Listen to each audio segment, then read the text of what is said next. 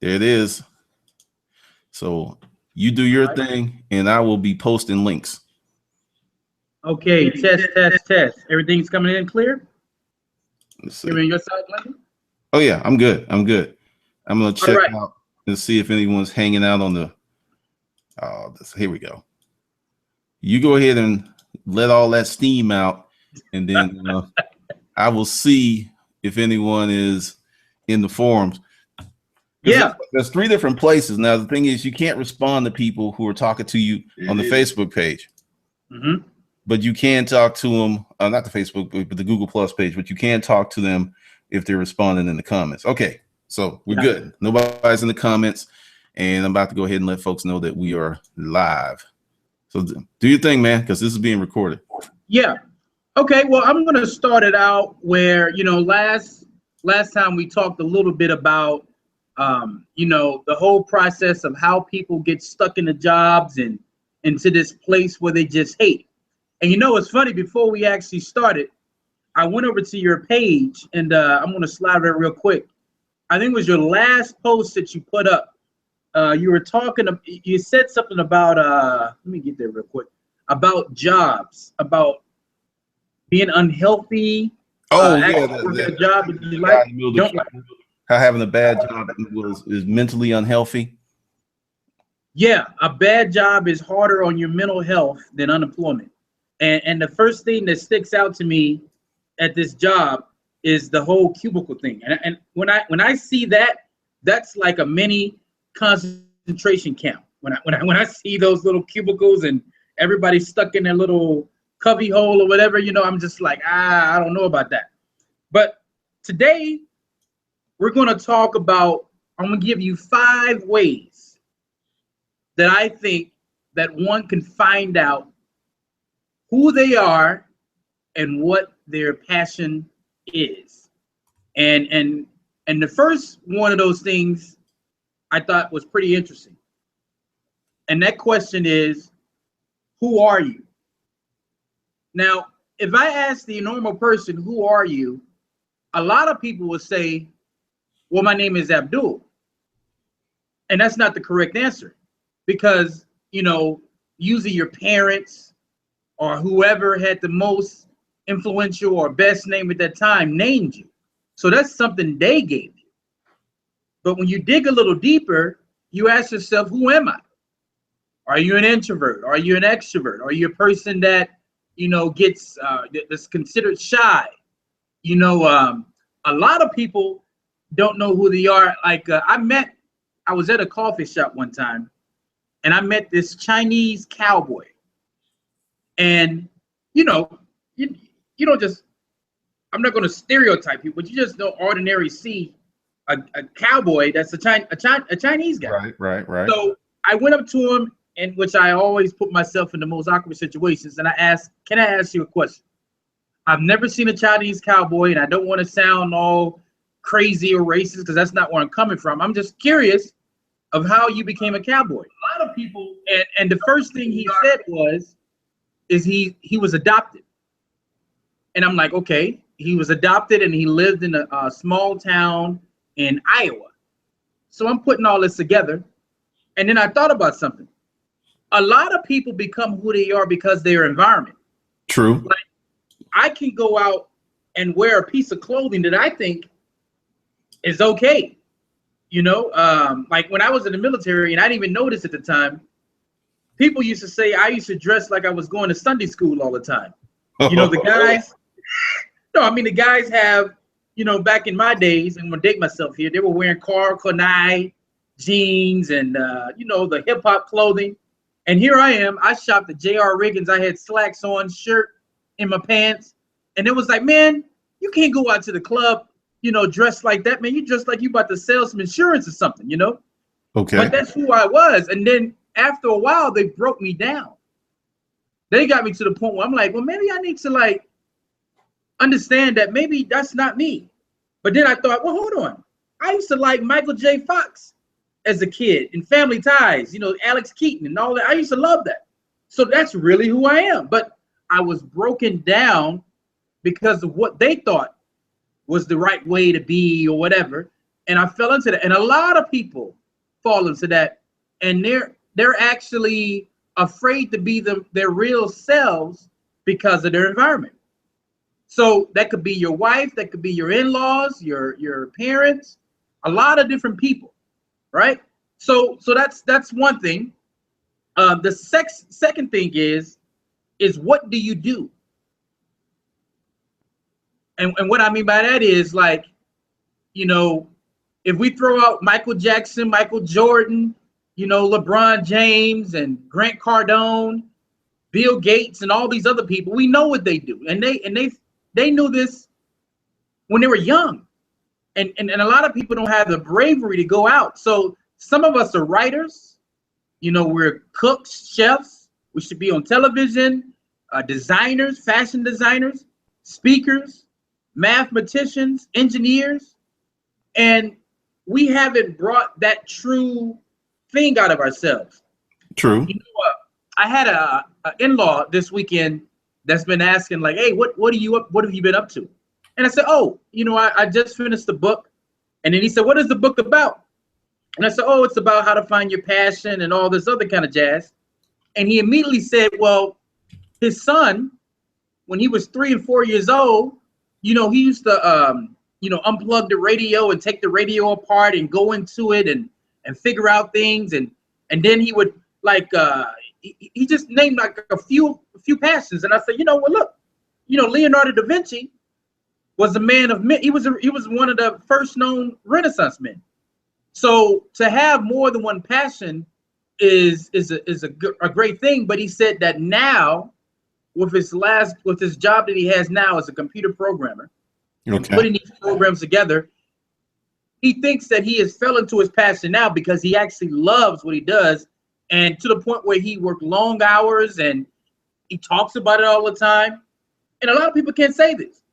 You know, I make it a habit when I go into these businesses, I always ask whoever is working at the counter, I say, hey, what is your, I say, how is your day going?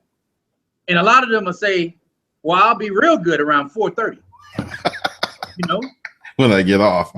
Yeah. So I'm asking myself, well, is this a person that is actually doing what they love doing? Or are they just kind of passing time? You know, just doing things just to be doing them. You know, I went to Walgreens before I came on the show here, and I noticed that they were walking around, and, you know, maybe I think the corporate office was in, and I'm like, okay, look, you get a job at a Walgreens or freaking CVS or whatever, you know, or Rite Aid, and you end up at that job 15, 20 years. Is that really what you were put on earth to do? Because a lot of times we get in these fields and we don't understand that we're only meant to be there for a short period of time to get into our passion, to get into the things that we like doing or things like that. But some people think, well, this is my job. And like I talked about it last week, they get stuck and they can't leave. So then they're just there, you know? So another question one needs to ask himself is, like, you know, what do you do? And number three, a question that you need to ask yourself is, once you find out who you are and what you do, who do you do it for? You know, a lot of people don't understand that demographic. And I used to think when I first started YouTube that my demographic were people who just didn't know about business at all. But later on, as I did some investigation. Hold that thought. Yeah. What I'm doing is periscoping right now. And what I want to do is to tell the people to go to my channel. Just Google Glendon 007, and you can put in your questions and comments in the comment section, and we'll answer them, because you can't really do anything on Periscope. So I'm just letting you know. Now I'm going to tune out for a second. I'll be back, but that way you can go ahead and be part of the conversation. Yeah, no problem, no problem. So, and who do you do it for?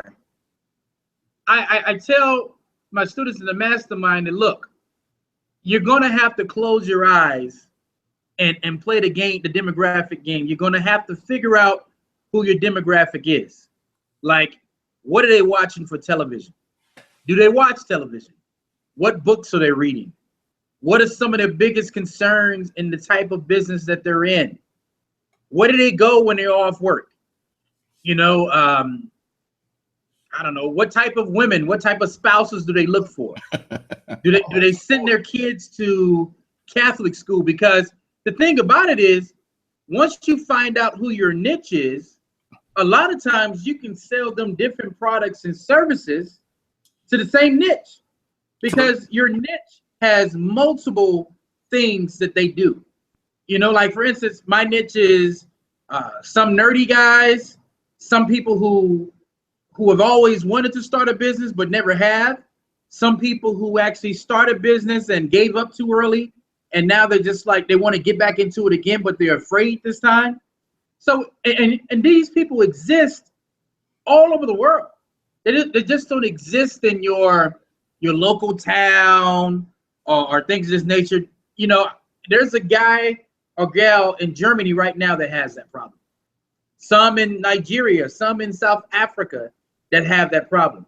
So when you creating your ads and creating your, your targeting, this is what you keep in mind, and you develop a character. You know, like develop the person. Like, this is John from whatever, and he likes this.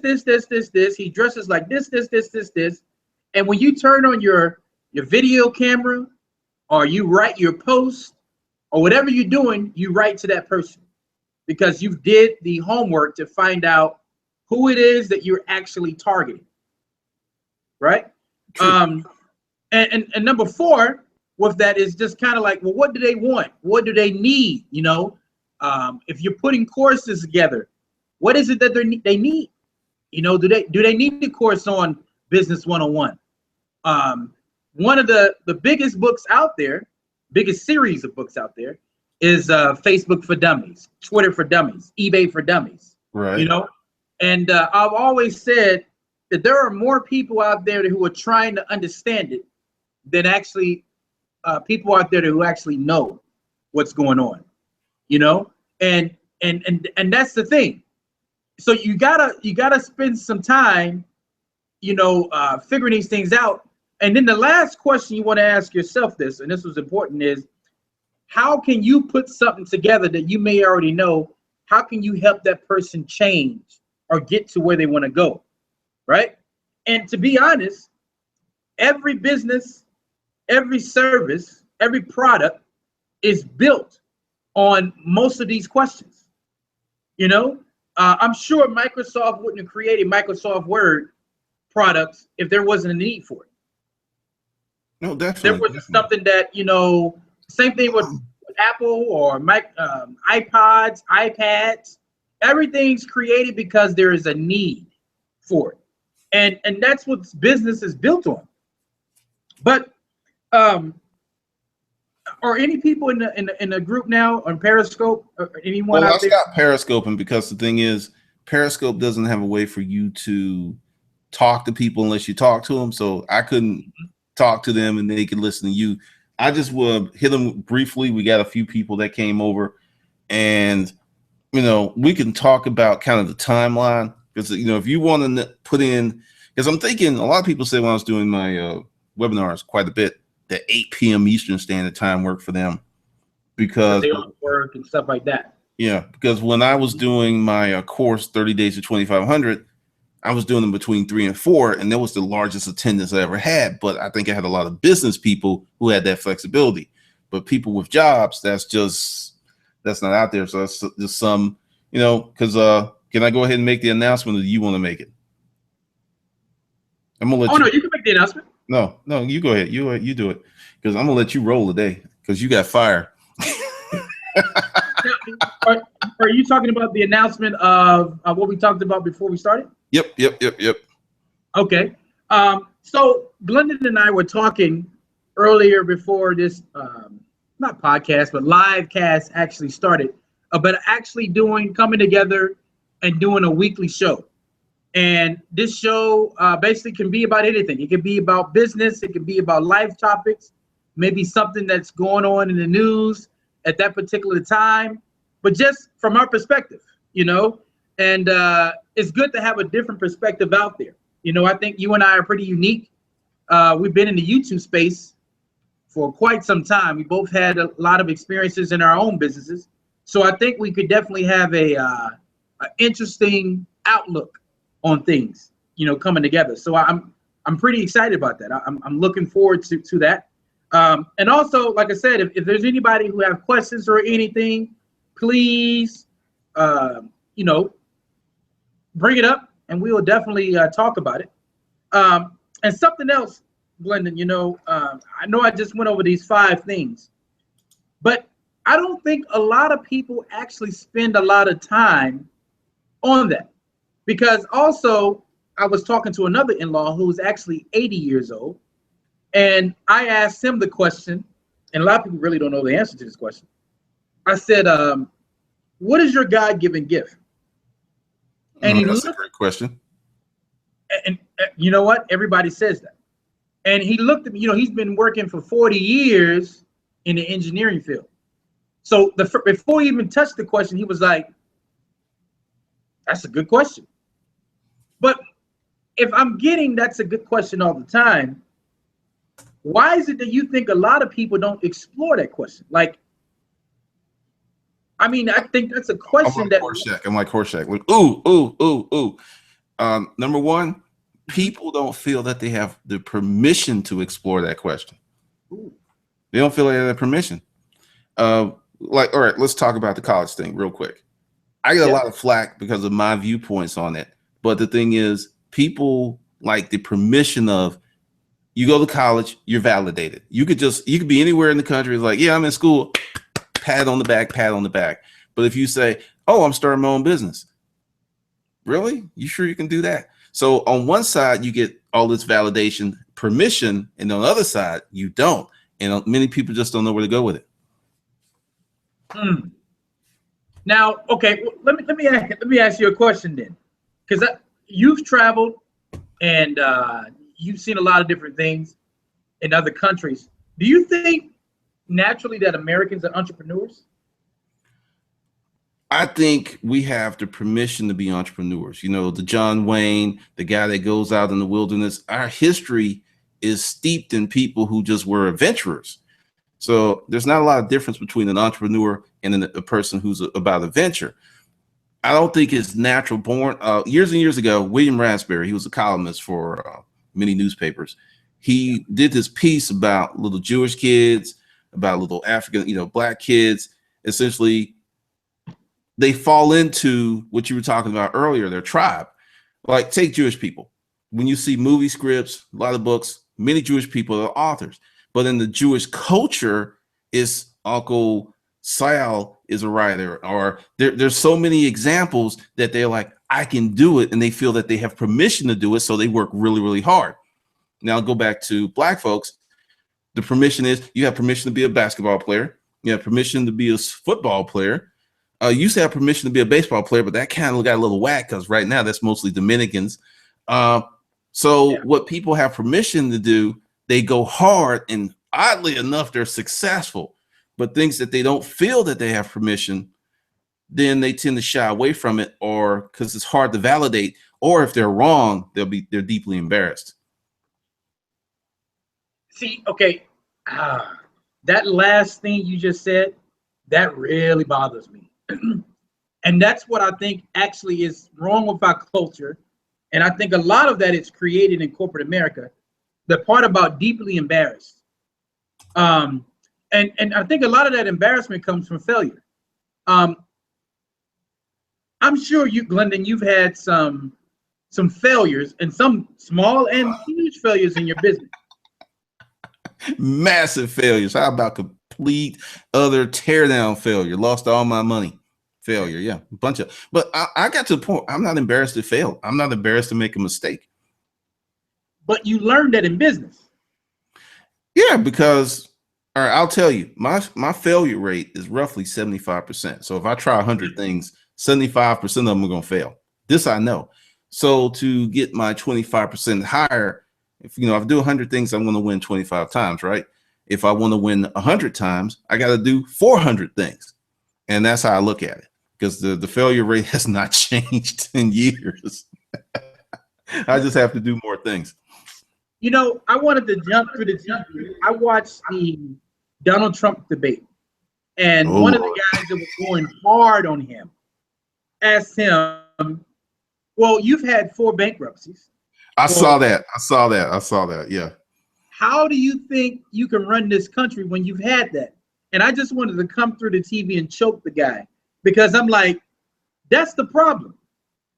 You want these cookie cutter guys who've never really had risk, who lives off their dad's money, who've never really tried things outside of the box, really. This kind of, well, son, here you go. Here's the money to go to your Ivy League school. Okay, Dad, I'm going to Ivy League school.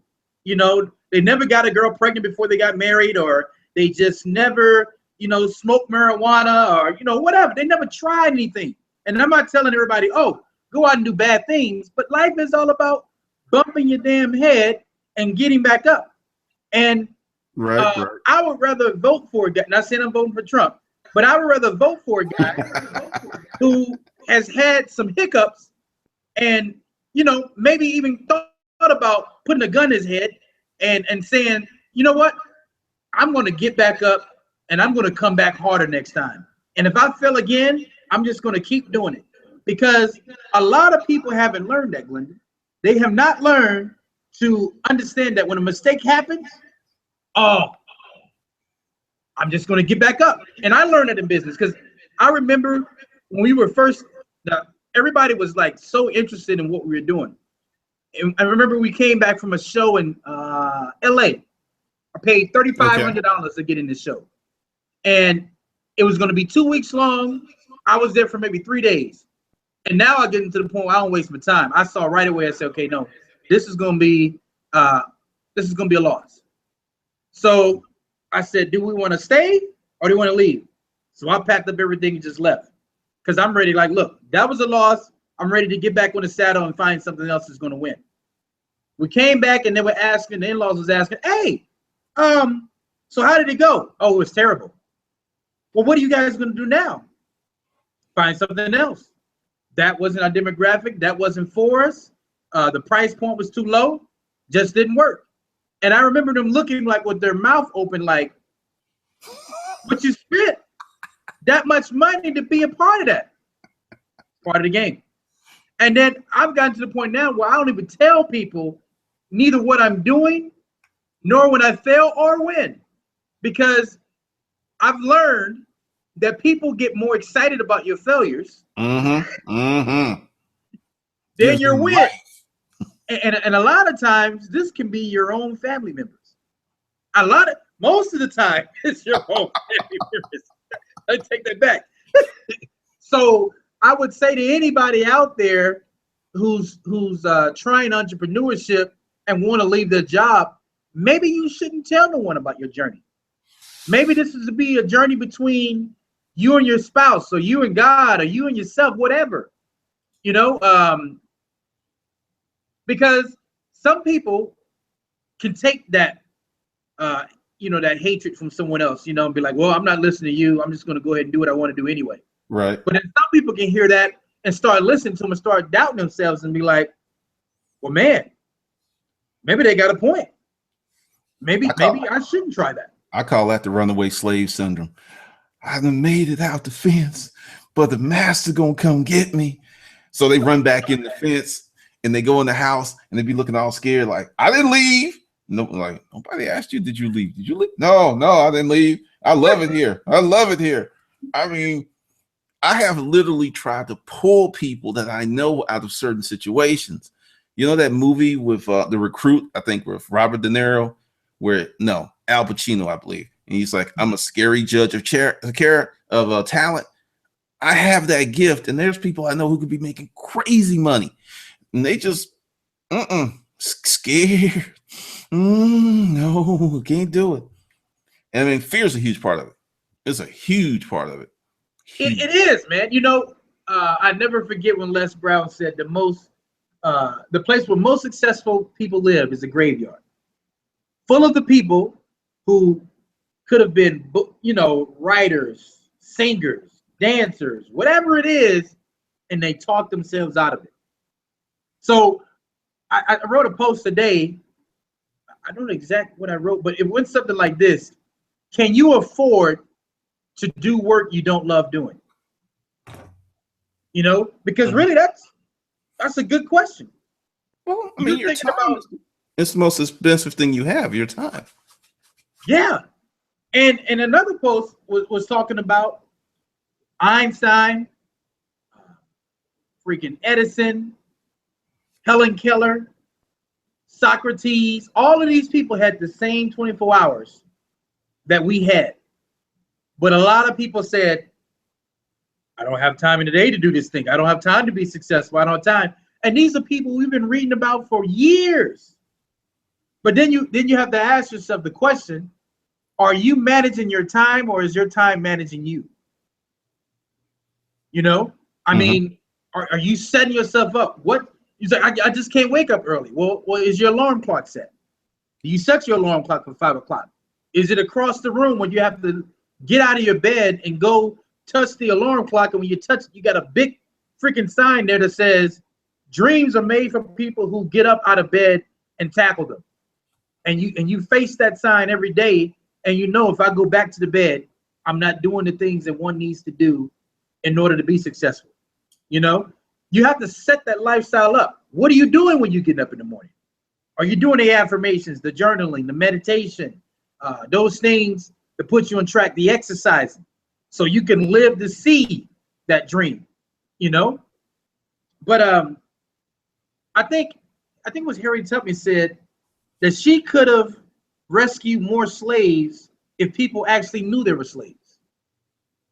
Well, you see that every day because I don't know if you watch the fuckery that goes on my personal page because I just decided to let it all hang out. And also, and people don't know, I'm doing marketing. I'm actually doing testing. And I put up key posts and I can almost with stunning clarity figure out who's going to answer that post. Now, if I put up a post about business, which I do frequently, if I put up a post about social injustice, frequently, I put up a post about men's rights, nothing. But if I put up a post about something that you can't solve, I call those safe issues. It's like you can go on and on and on all day. And then I started asking questions like, okay, what's the solution?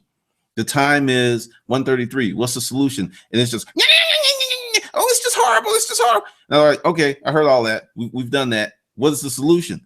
And you get people who get caught up in reacting versus being proactive because I just don't mess with topics. If I don't have a solution, like, let's just jump into the because right now, and I'm going to get lynched for saying this. I think 90% of the cops out there do their job. There's a bad group of them and they need to be fired and they need to go to jail for the shit they do. But most of them do their job. I said that on my page. I got called a coon and a tom. Now, these same people who are calling me that stuff, if they get in a situation, they're going to be on 911 like a motherfucker. But it's just people become so emotional that they just don't really think about what they're saying. Like there's a young lady here in Atlanta. She was putting on her page. She was like advocating kill white cops. And then when she got caught up, there's like freedom of speech. I was like, no. That's against the government. You can't be advocating going out killing people. That's not freedom of speech. That's called premeditated homicide. That is. And, right. You get these things, but essentially people want to stay with simple, safe answers. They'll go all day long, talk. And I know what it is. I used to be like that. I mean, that's what the whole thing with I'll tell you the story real quick. Yeah. I used to be, a big talker. Just talk, and wouldn't do shit. Then one day I had to look in the mirror. I was like, dude, you got to stop this shit. You haven't done none of this stuff. So at that moment, I was like, if I'm not going to do it, I would do it first and then speak on it. And it was a struggle. It was a struggle. But it took about 2 years to get to the point where I was doing more than I was talking. And that's where a lot of people are. Talk, react, be pissed off, have all kinds of anxiety over things they feel they're not in their control, but they really are in their control, but they are so emotionally whipped up in a frenzy because Facebook's doing that shit on purpose. There is because my post of fuckery, they will travel so far. People, I put up some of substance, doesn't go anywhere. Yeah, Yeah. You're right. You're totally right about that. You know, and it's what going back to what you said. The negative things always has a loudest voice.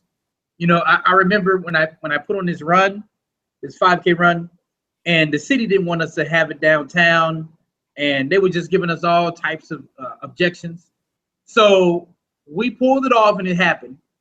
We had like 5,000 people there, and we had to have the debriefing.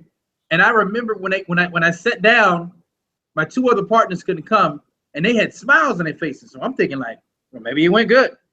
And they couldn't wait to tell me about the negative things.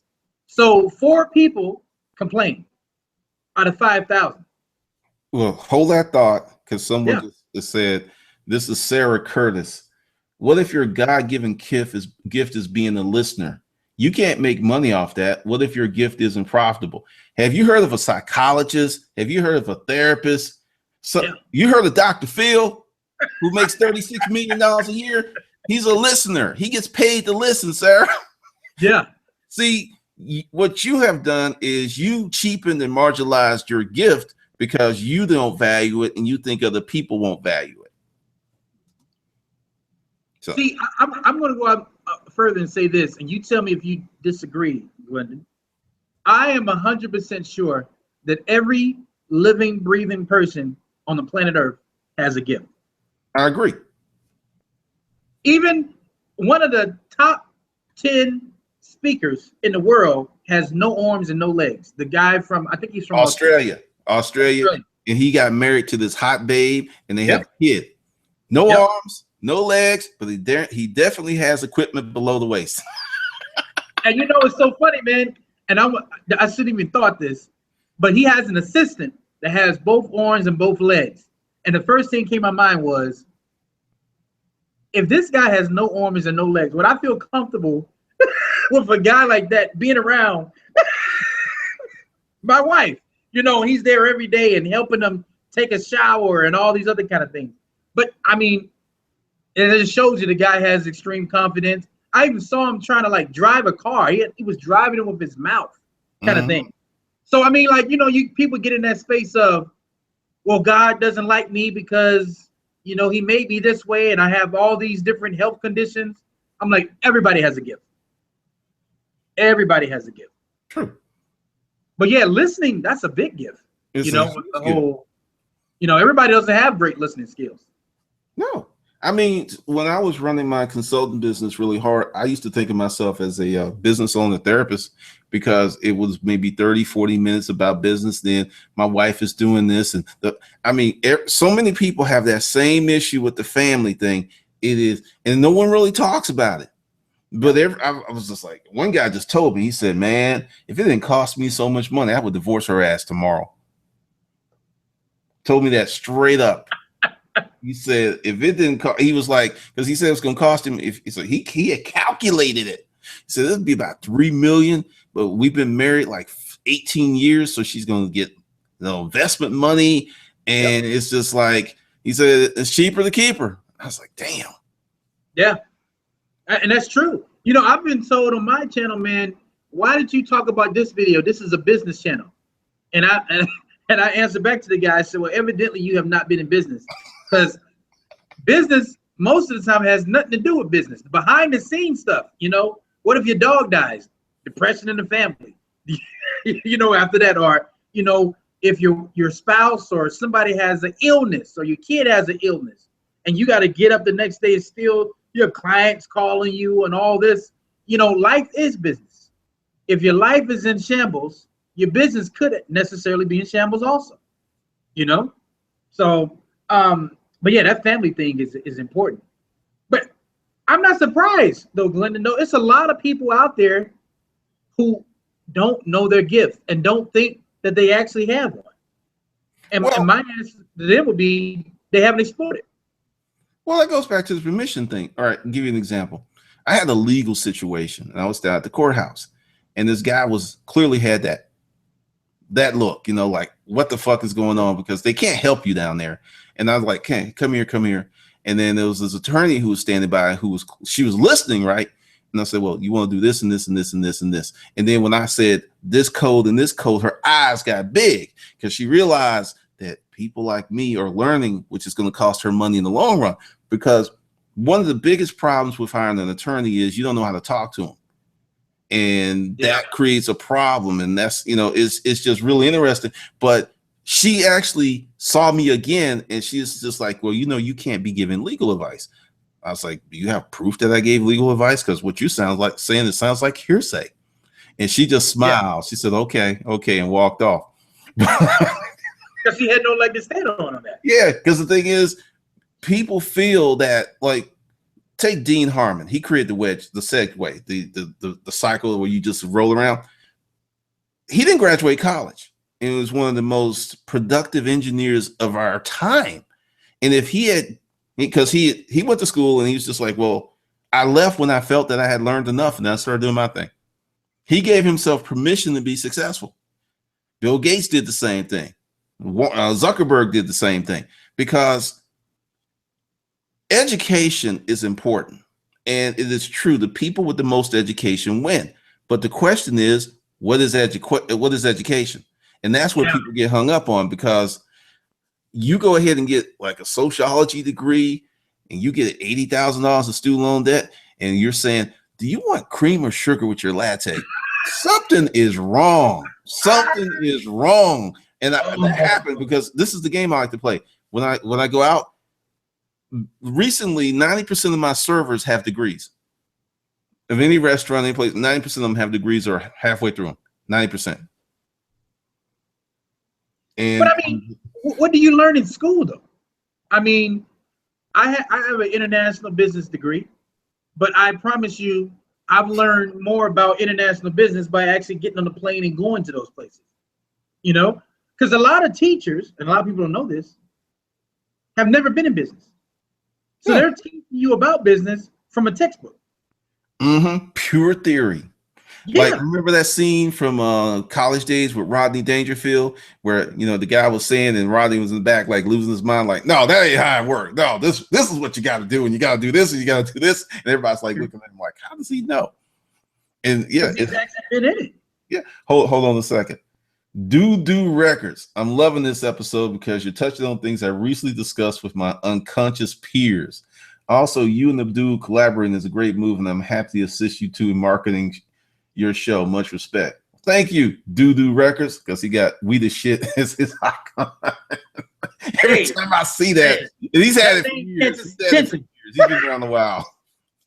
Do Records. And what was the last part? We catching shit? What is this? Well, no. He's got a little icon of a toilet, and it's like we is in black, and then in white is D, and then below that is the shit. We the Shit. Do Records. That's crazy. Man, I mean, I don't know. I mean, well, I mean, what you were saying about many of these professors don't have business experience. They have degrees, they have theory. Some of the stuff works. I'm not going to marginalize that. But the thing about business is, it's like what happened to us. We got on and Google Hangouts wasn't working. And then we started talking shit about it. They got embarrassed and came on, because this almost didn't happen, because we're like, well, we'll just reset it and everything. And that is business. You will wake up, you think you're going to get the sale. You walked in, the customer is like, yeah, you got it. And you go in there, and then there's this guy named Calvin who's like, could you walk me through what you're doing? I'm new on this. And I'm like, shit, he's the decision maker. And you got to start all over again with someone who clearly doesn't like you, who clearly like, well, yeah, we're looking at other. I'm like, fuck, no, because I had already wooed her, was always in, but she didn't have the power. It was just a waste of time. It was a waste of time. And that happens. And you start to learn. Let's see if there's any more questions. But go ahead. And that's another thing too. I think a lot of people approach business like corporate America. They think everything has to be perfect in order to start. I'm like, I'd never had a system before I started. I just jumped in and didn't know what the heck I was doing. I made mistake after mistake after mistake, and then kind of got my feet wet. And even now that I'm in business, I'm still learning. That system or that thing that I need to do over and over and over again. you know. But it takes time though to develop that. You know, it's not an overnight thing. Unless you buy a franchise where they made 1,000 mistakes and they fixed it and they wrapped it together in the package, and you just following that thing. We got Stephanie McLean in the house. She's watching. Now, I don't know what the lag is on these comments because I'm refreshing, but oh, okay. Go ahead, because I figured it out. Yeah, like, you know, a lot of times people ask me about videos, like, what camera do I need to get? What's this do I need to get? And when I first started doing videos, I used the flip cam, and that quality was not great at all. You know, I mean, it was actually terrible, to be honest. Man, I used the Sony CyberShot, and I didn't know the difference between 720, 1080. It's got these all my early videos had these black bars on the side because it was standards definition, which is a square. And I did 200 videos like that. I was just like cranking them out. I was like, how come I got these black bars on the side, but nobody else does? But let me ask you this though. Did you get a lot of people complaining about your quality of your videos? Nope. I complained, but no one else did because they liked the information. So would you say that the information kind of went over the whole quality of the video? Oh, I will tell you, it totally carried me because nobody was talking about that stuff on that level.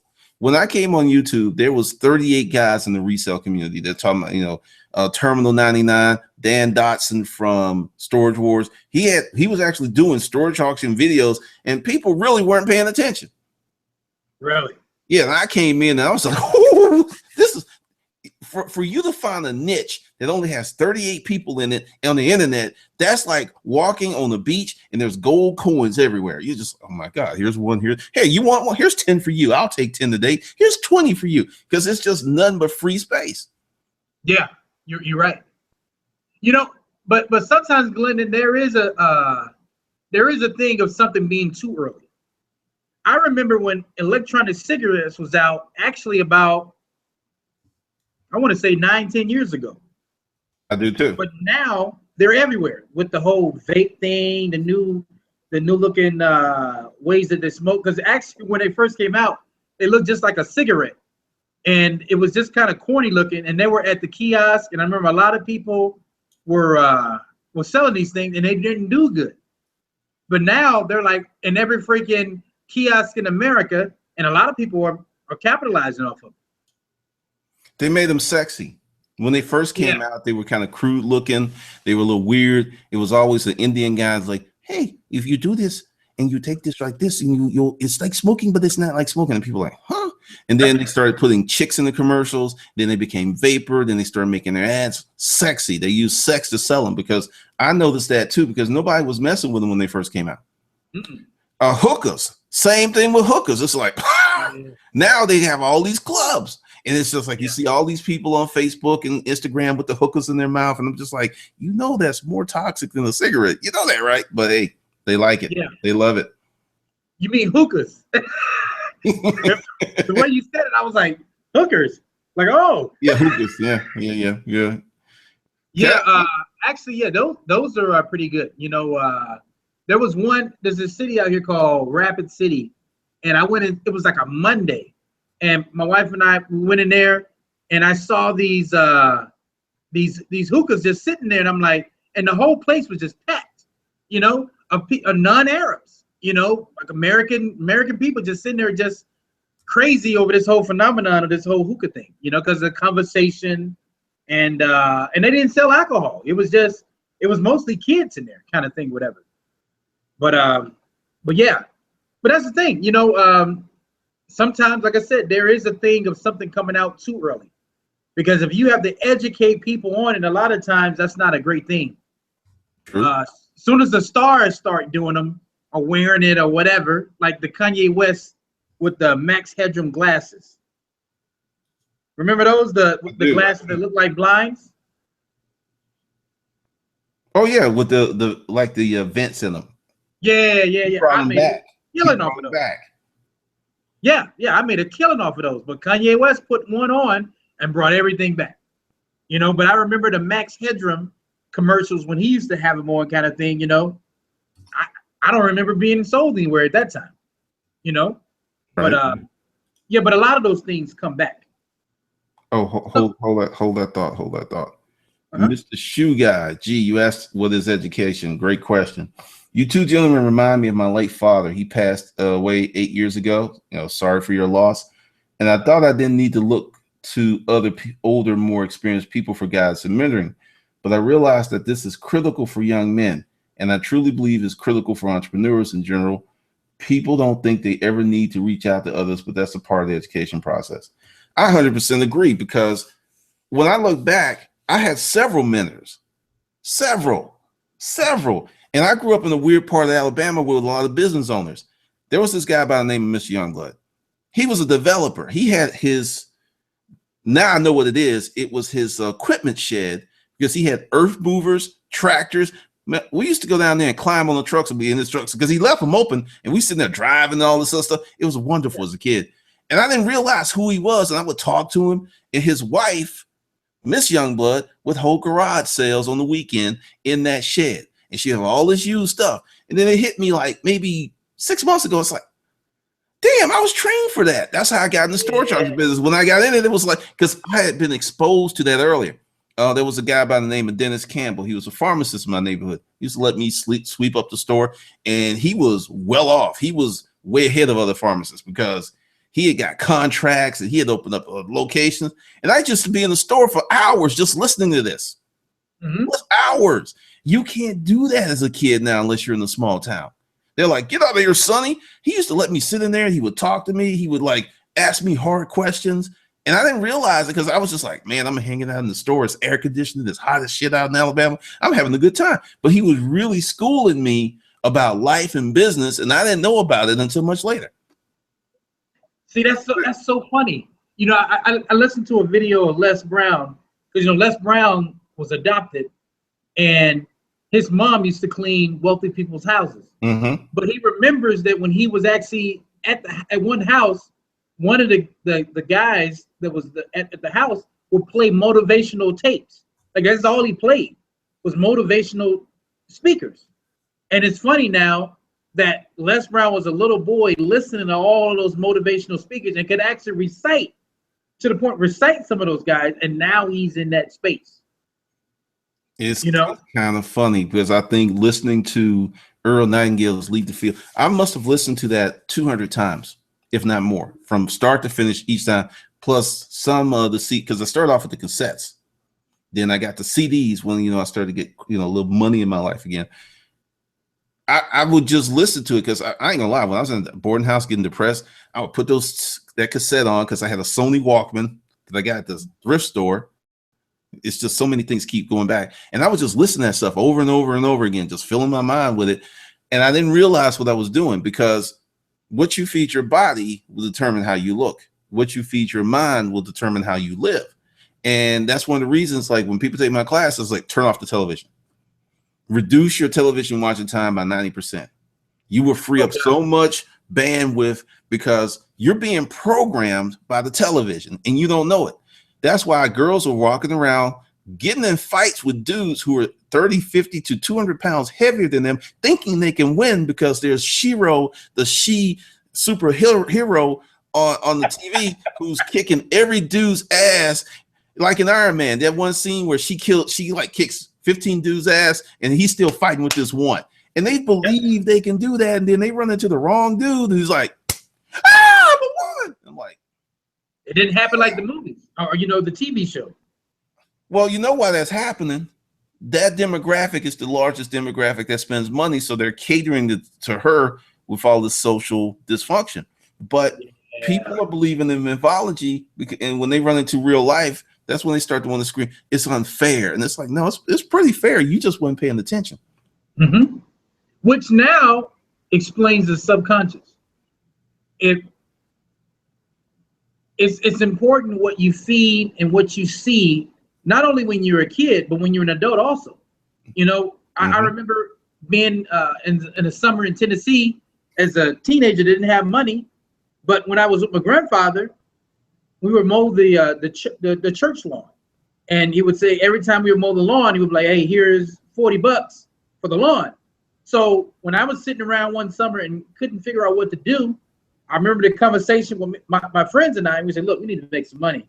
And I said, "Look, why won't we go knock on these doors and say, look, no matter what size of your yard is, we're going to mow your lawn for $20." And we borrowed his lawnmower, and we had like 50 yards.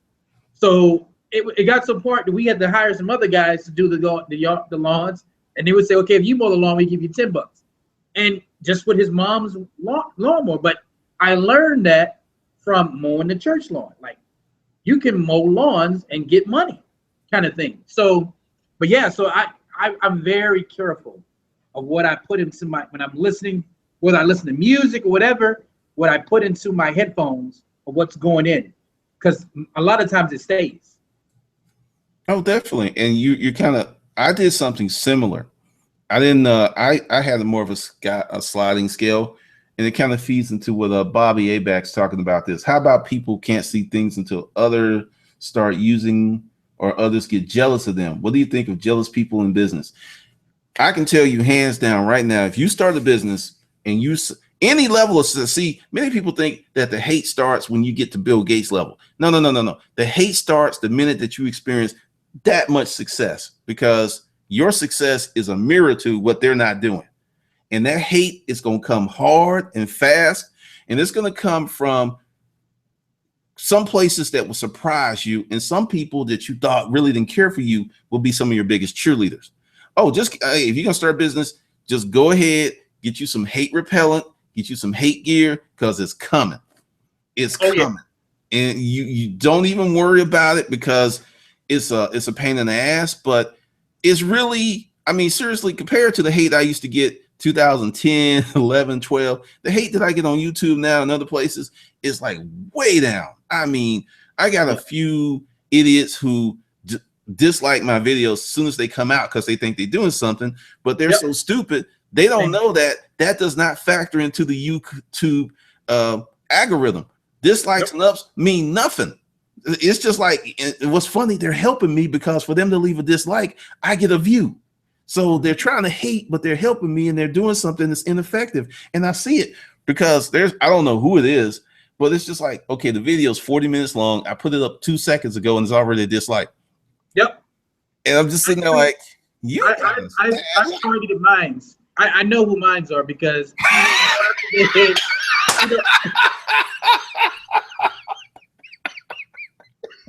they identify themselves, huh? well, here's the thing. They don't understand, like, this is what you said. If your video is 7 minutes long and they've watched it for maybe 10 seconds and already disliked it, and you could say it's a happy day 1,000 times and it disliked it, I just go to this, because you can find out what the demographics.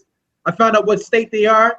I can find out whether they use a computer, whether they use a iPad or Windows, and it's always the same state. So I know someone in that state, kind of thing. I was like, oh, that's that person. But but it's so funny, because the thing about the hater thing is you don't spend time at all. And usually the haters don't even create anything. That's one thing I've noticed about haters. Haters are people who don't do anything. I very seldom get hate from a guy at a gym who has muscles, right? But I get hate from a guy who maybe at the gym, who maybe comes once a week, or he may come in with his chick, what, things like that. They all fit the same stereotype, the same, they have the same look, the same style, everything.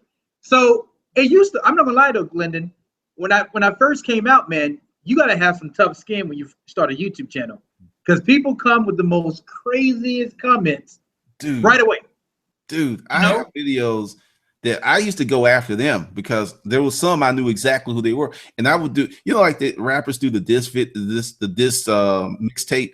I was doing the diss videos. I mean, people were loving them, which was funny, because I was like, you little slack mouth punk bitch, peeing on your nuts because your dick is so short. I would just do this in the video, right? And then would just go on, and then they would get back to them, and they would send me nasty grams, like, you can't write, and your time on YouTube is limited. And all of them are gone. I mean, because this is the thing, and like what you said about in the beginning, I think for me, because the storage auction business is really a rough business from a mental standpoint, because you got somebody over there bidding on the unit they know you want, and they don't want it because they don't sell that stuff, just to fuck with you.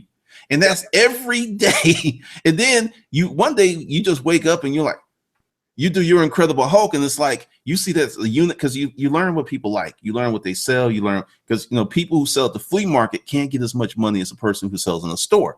So I got to the store level as quick as possible because it gave you more money to fuck with people. And I would just like start out, man, I was mercurical. I was paying everyone back. Because this one dude, he thought he was going to get this unit. And I mean, this is so sad. It was so childish, but I did it. I just tiptoed over to him and went 1,000 because he thought he was going to have it, right? And he just like came out of his skin. And then the look on his face was like, oh shit, he doesn't have the money. Going once, going twice, sold. And I didn't even want the shit. And I was like, oh, well, I was going to like maybe load it off to someone, but I got in there and then there was a car in there. Holy crap. Yep. Which is definitely. I say the name wrong because people get mad at me, but it was an Alpina. It was an older BMW, like a kit car. Got 18 grand for it. Holy crap. Fucking with someone. Yeah, fucking with someone. And sometimes, most of the time when you do that and you get it and it doesn't work out like that, you usually lose your ass. But I just was in that moment because this guy rode my ass so much. I mean, it was just like, he would just do shit like this. You're not getting the unit today. I was like, really? Let's go see if you make that happen. And so when I came on YouTube, I was really, I'm calm. I'm much calmer because I was very aggressive. I went after it because that's just the storage auction mindset. You have to be aggressive. You cannot sit back and, because auctioneers will like shut auctions off, because some auctioneers were like this, what's going, you just had to know who you were dealing with. And I think I scared some people too, because I'll even tell it. I sent out a few cease and desist letters on some people, and they had a little hangout one night and they got all scared and they stopped doing that shit because I would have flown to their state and sued the shit out of them. And that's what got most of them off of me, because it was like, you know what? He's crazy. It ain't worth it. Messing with that guy. It ain't worth it.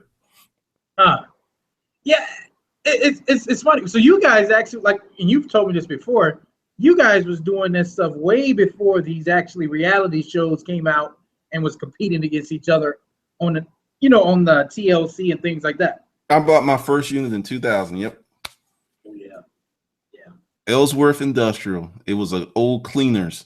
And it was Cleaners, and then we got another smaller unit that was a T-Mobile store, and we got all of these folding tables, which I did not know folding tables sold that quick because we sold them too cheap. But that was the reason I wrote the book, because I knew what people went through when they came out. We used to play with new people. It's like, oh, look at this, because they would come out. Yeah, we got money. They flashing money, and they didn't know. Like, there was this guy named Sam Yang. He used to come out to auctions with at least 25 to 50,000 cash every auction. Mm-hmm. And you kind of had to work with him, because the way I got him off of me was I just started making him spend as much money as possible where there was a very little margin. And he just kind of like, you want that? Yeah. And then I get what I wanted. Then he fuck with everyone else, because that's a lesson I learned from working with business environments, because that's what we used to do. We used to put in RFPs just to fuck up other people's profit margins. That's the guys I work with. It's like, no, they're not going to make a lot of money. No, we're not going to get it, but we're going to mess up their margins. Those are the people that I work with. And that's how the world works. And people just act like it doesn't, but it does. It really does. Yeah, you're right. It's better to make friends than enemies. Definitely. Any other questions? Anyone have any questions out there? I'm gonna go ahead and refresh it, because we started early and we're at 4:58, and we're gonna keep these at an hour or under, because we don't want people trying to watch a 4-hour hangout. Yeah, exactly. So we will respect your time, and I want to thank everyone that came out and that was watching. We appreciate you. And once again, this is going to be a regular thing. We'll just put it out. If you're in the Facebook group or if you're on the Dudes channel, you'll see it. You'll see it. So with that, y'all have a great day, and we'll catch y'all later. All right. Take care, guys.